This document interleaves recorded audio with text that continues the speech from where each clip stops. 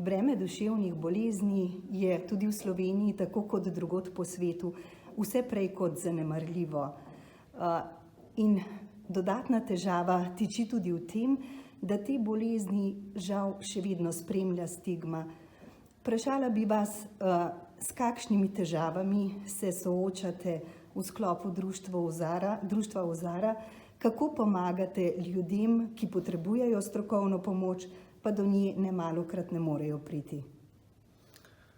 Torej, dali ste super iztočnico, omenili ste stigmo. Namreč ta stigma in avtostigmatizacija, namreč ti ljudje se velikokrat sami počutijo ali pa mislijo, da so nezmožni karkoli koristnega še narediti, je velika ovira pri tem, da dosežejo nek nivo okrevanja, da normalno zaživijo.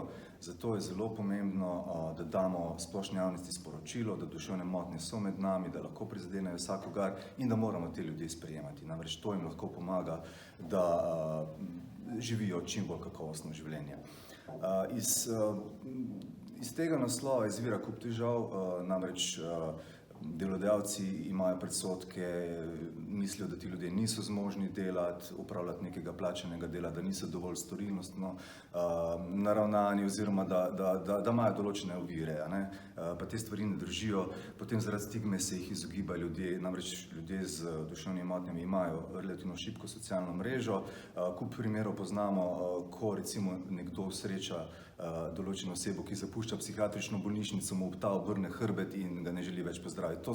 To so žal resnične in relativno krute zgodbe, tako da iz tega naslova marsikaj izvira.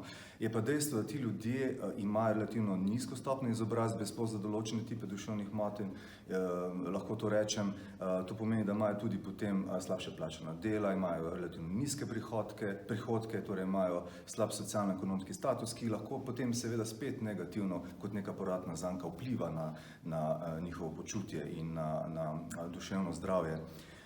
Potem, sploh tisti mlajši imajo težave, ker mogoče niso kritični in ne prepoznavajo težav, ki jih imajo, in potrebujejo informacije, tako da veliko delamo tudi na informiranju, bodisi preko izobraževanj, preko glasil, kakšnih priročnikov.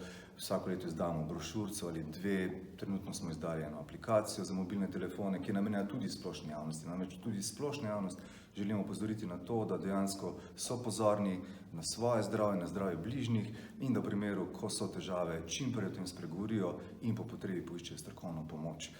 Predvidevam pa, da opažate zdaj v času epidemije COVID, ki se nekako kar noče in noče končati, zaključiti, da je prišlo do poslabšanja na tem področju.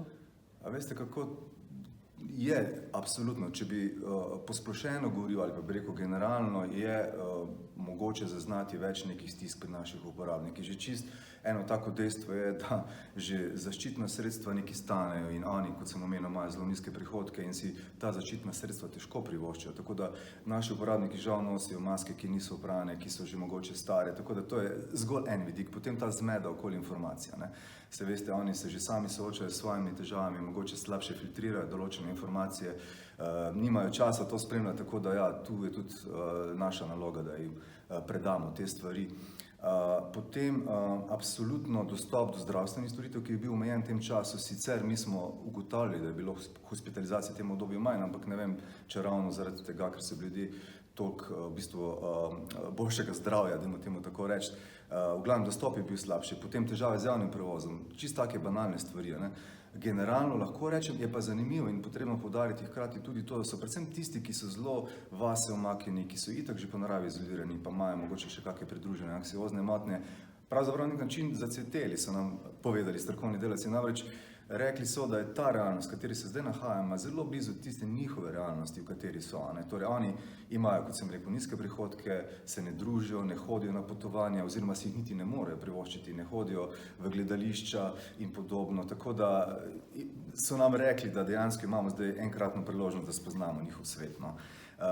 Skratka, zaživeli smo v družbi, ki nam postavlja zrcalo, pač dogajanje v njej nam postavlja zrcalo, tako da se lahko postavimo v kožo ljudi s tovrstnimi težavami. Točno to, kar pa ni nujno slabo, pravzaprav je dobro, biti empatičen, biti zmožen se vživeti v čustva drugega, v kožo drugega človeka. Jaz mislim, da je samo dobro, ker te potem senzibilizira oziroma naredi občutljivega za težave drugih ljudi.